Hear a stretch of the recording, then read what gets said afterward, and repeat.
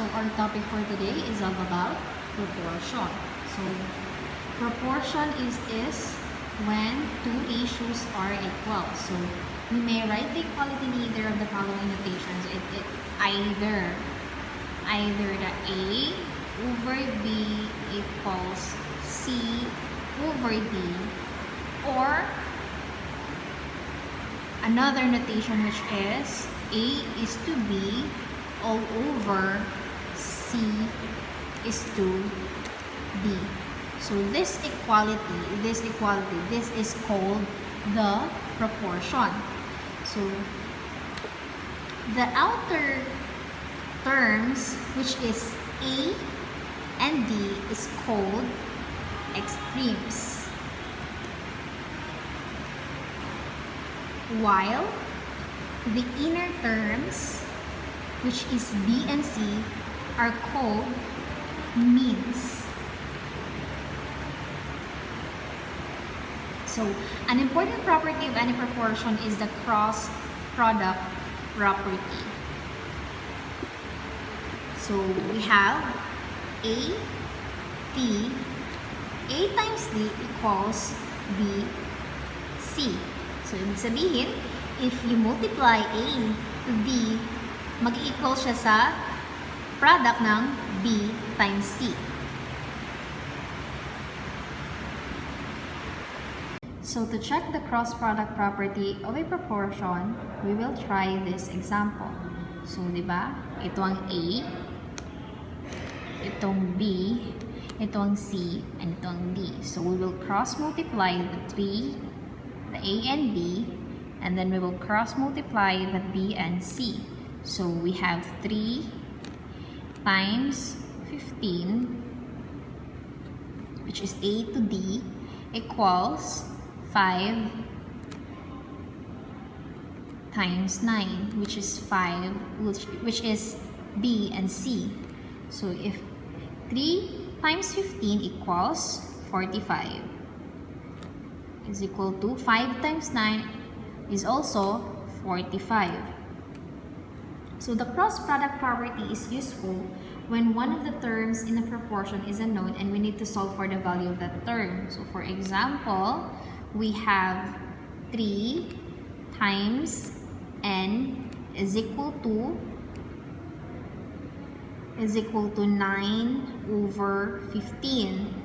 So we have, this is our B and C, we'll multiply that, then 3 and 15. So 3 times 15 is equal to n 9. So we have 45 is equal to n 9. So we have 9.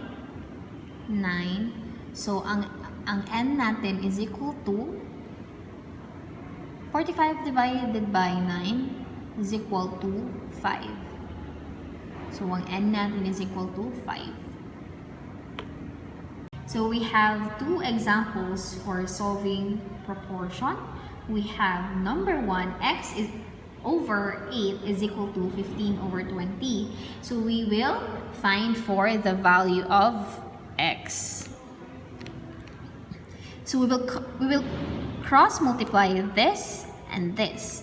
So we have 20x is equal to 8 times 15. So 20x is equal to 8 times 15 equals 120.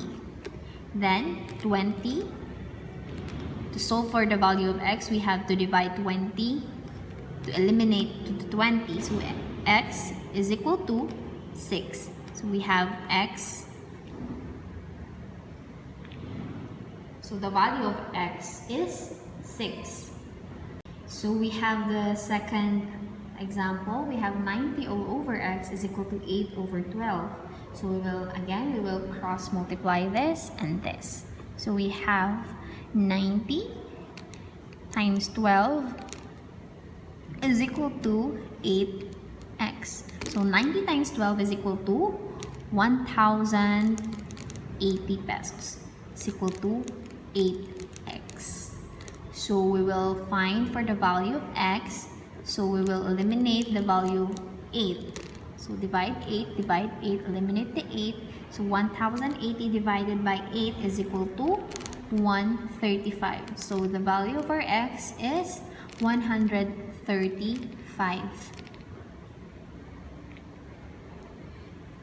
So we will proceed to the word problem involving proportion. So a shoemaker finishes 3 pairs of men's shoes for every 5 pairs of ladies' shoes that his son finishes. So at the same rate, if the shoemaker finishes 45 pairs of men's shoes, how many pairs of ladies' shoes can his son finish? So we have our proportion, which is men's shoes is to ladies' shoes. So we have here 3 is to 5 is equal to 45. Diba? Given doon, if the shoemaker finishes 45 pairs of men's shoes, we have. So, ibig sabihin kasi, diba, nauna ang men's shoes natin. So, we have 3 pairs is to ladies' shoes. So, we will align it here. Kasi naunang men's shoes. So, ibig sabihin, mauuna rin ang men's shoes dito sa kabila. So, 45 is to x, which is the missing pairs of ladies' shoes. So we will solve for, we will now solve for x. So we will cross multiply here and then here. So we have 3x is equal to 5 times 45. We have 225. And so we will get the value of x. We will divide it by 3 to eliminate the 3. So x is equal to 75. So in conclusion, for every 45 pairs of men's shoes that the shoemaker finishes, his son can finish 75 pairs of ladies' shoes.